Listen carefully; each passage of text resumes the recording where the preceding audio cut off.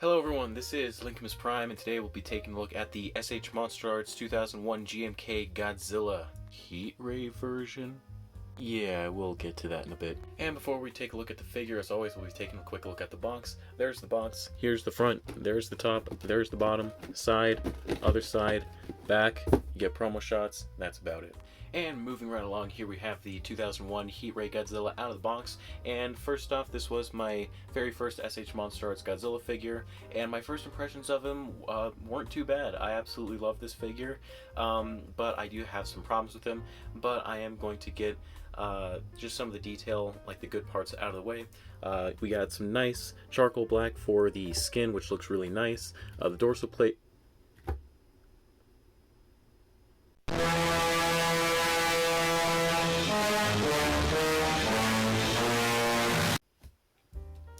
Yeah, so sadly this is a problem on this figure, and I was hoping to get the good parts out of the way, but I guess this just had to do that, so give me a second. Let's try this again, shall we? Okay, painting on the figure looks absolutely amazing. I love the charcoal black on the figure, and I also like some of the wash that they gave the figure. The blue and the white on the dorsal plates with that ghostly coloration for the white looks absolutely superb. All the gray on the dorsal plates continuing down the tail looks really nice, and the teeth are also the teeth are painted decently. I feel like they could have done just a little bit of a better job, but that's okay. I like how the eyes are just ghostly and all whited out, which looks really nice. And the inside of the mouth is also painted that same blue that's painted on the dorsal plate, so that looks really, really cool.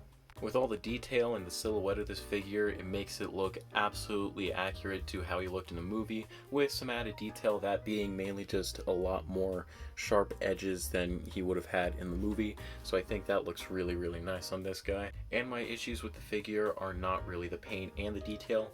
That's all fine. My issues with the figure are, well, you know, that. This pops off too easily, and the other thing is this hand right here also pops off too easily. So just be aware of that, and that was a problem that they supposedly fixed when they released this guy from the original variant. So that is a bit disappointing. It may not be as bad on mine, but I wish it was a little bit more just handled better, because that's gonna be a problem. Because I don't want to be handling this guy and all of a sudden I pick him up from like right here, and then this waist just pops right off and falls and breaks, and that's what I don't want to do. So if you're going to handle something like this, and this is one of the problems, just grab it by the bottom so it doesn't do that, and make sure to also grab it right here so it doesn't, like, you know, flop over easily, because it'll do that. So just be aware of that. And my other problem is actually this leg. Somehow this is on a dumbbell ball joint, and the thing is usually with ball joints you'd expect that ball joints would get looser over time, right? Well, that wasn't the case with this. This joint used to be completely fine, but then all of a sudden moving it is now impossible, to the point where I don't even want to move it anymore because I'm afraid I'm going to break it.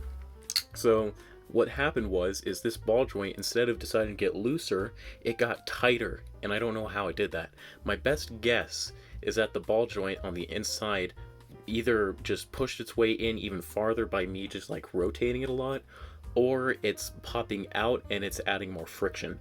So I have no idea what is going on with this leg. This leg is fine, but it's just very, very confusing to me. So if anyone knows why that might be, just please let me know if you have any thoughts or anything like that, because I don't want to break that leg, because this was not a cheap figure. Now for articulation, we get multiple ball joints in the neck, which allows it to look up this far and down this far, also side to side pretty well.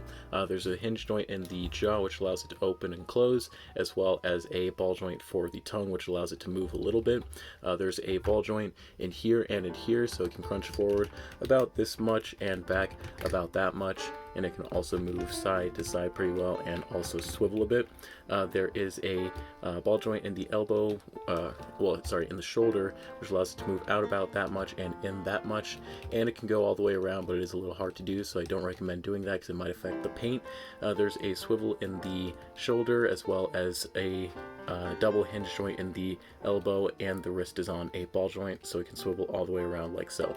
There's a ball joint in the leg. I'm going to do this leg because it's a bit more, it's not as tight as this one is, but there's a ball joint in here on a dumbbell ball joint, so it can move out about that much and in about that much, and it can also kick forward about that much and back about that much before it kind of gets stopped. And then there's also a double hinge at the knee, which is connected on a ball joint and a cylinder joint. And then there's also a double ball joint in this section of the ankle, so it can pivot a little bit like so. So that is pretty good.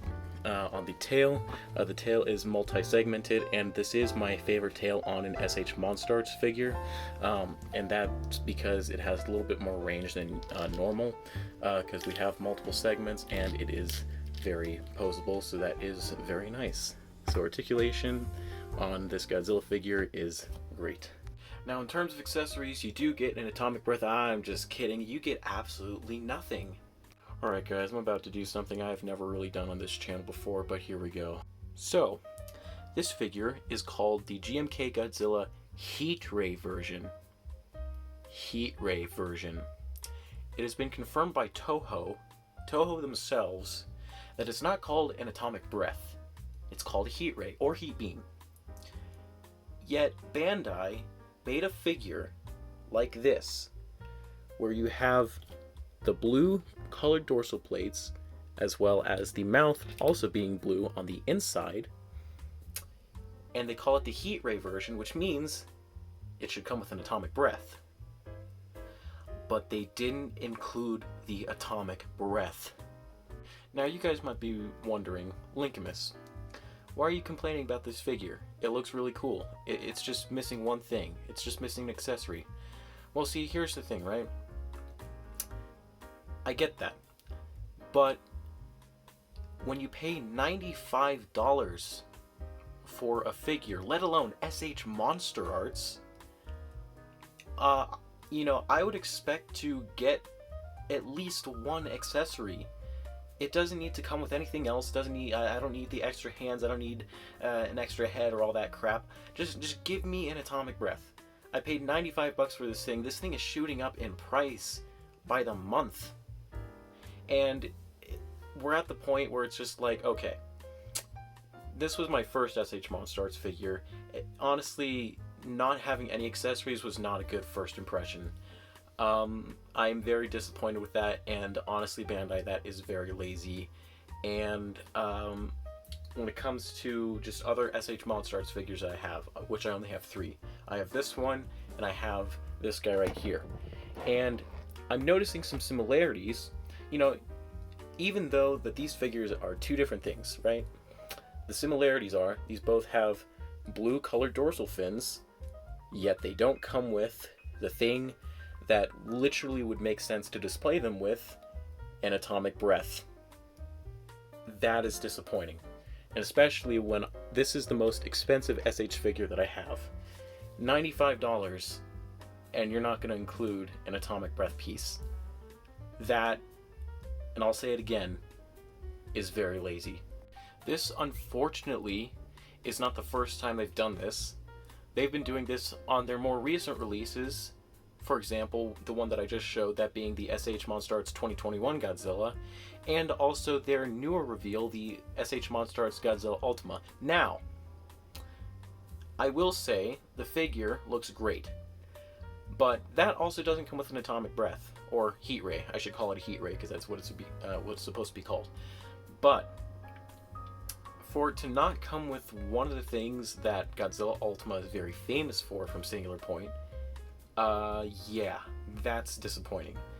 Now, that isn't to say that they're going to make another version where, because the thing is when you include an atomic breath or heat ray with a Godzilla figure, usually the dorsal plates might have to have that blue coloration to it, which the Ultima figure does not have. So it is very possible that when they release Ultima, they'll repaint the dorsal plates and include an atomic breath piece, which I'm completely fine with. But for now, it's just kind of sad, honestly. And to see it with something like this, which is not very cheap, it's pretty pricey, and something that it should be very known for and meant for, to not see that one thing that it should have is very, that's very just mean. I'll just say that it's kind of mean for them to do that. Now, aside from that, everything else about this figure is decent. My only issues are, for example, the leg being too tight somehow, which please, again, let me know if you have any thoughts about that. This hand popping off too much, this part being a little bit more loose and, still falling off. Is not doing it now, thankfully. And maybe just some other parts, but everything else, paint-wise, detail-wise, this is phenomenal, and I would highly recommend it. But if I were to recommend a specific version of this figure, I would recommend the regular version. Only problem with that is if you're willing to buy the regular version, which doesn't require an atomic breath, you're going to be paying a lot. Usually around, like, it's starting to shoot up at like the $100 to $200 price point, and I would not recommend going for that kind of price. And also because I heard that the joints on that one are a little bit worse than they are on this guy, so I would recommend this figure more. But I don't know what you could do at this point. Now, Bandai's excuse, right, is that you can take atomic breath pieces from other S.H.MonsterArts figures and incorporate it with figures such as this.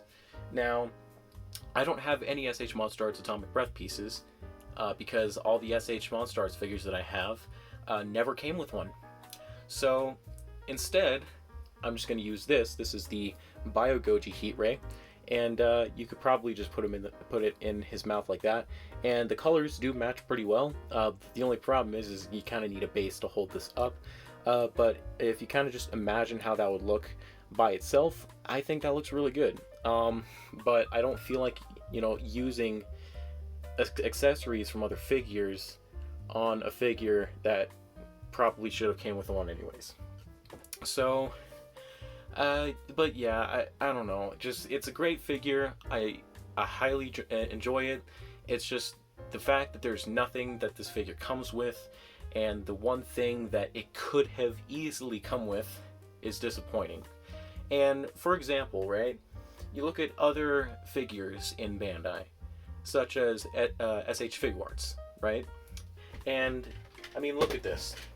The last figure, one of the last figures I reviewed, this guy right here. All the accessories it came with. You got an alternate head, you got back piece, you got an alternate back piece, you got a bunch of hands, you got a shield, you got a crap ton of blast effect pieces, and you get nothing with this. And I mean, look at this box, right? Very small box, not very big. Look at this box. This is a chonker of a box. It is thick, it has length to it, it has width to it, yet they could only fit one figure in this? Yet they could fit one figure and a crap ton of accessories in this one little smaller box. I know I'm going on a rant, and I do apologize if some people might not agree. I would understand, but honestly, to pay, and I'll say it again, $95 for a figure that doesn't include anything is just, it's disappointing. This is why I'm not the biggest fan of S.H.MonsterArts.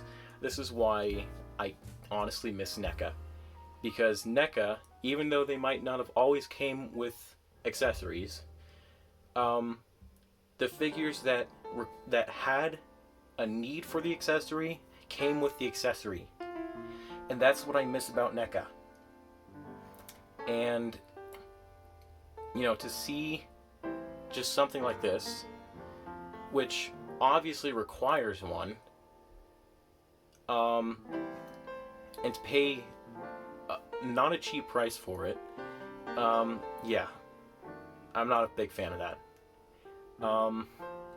But anyways, guys, I'm gonna wrap it up for this video. Yeah, I don't know. But I will see you guys in the next video. Please like, comment, and subscribe. And yeah, peace.